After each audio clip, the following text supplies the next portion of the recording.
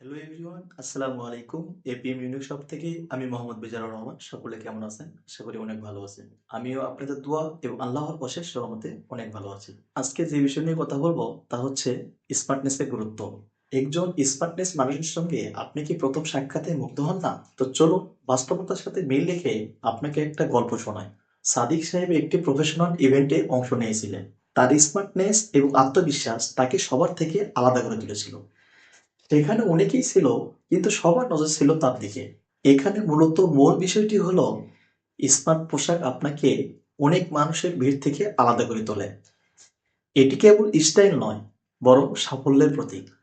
আপনার জীবনের কোন স্মার্ট পোশাকের অভিজ্ঞতা আপনাকে বিশেষ অনুভূতি দিয়েছিল?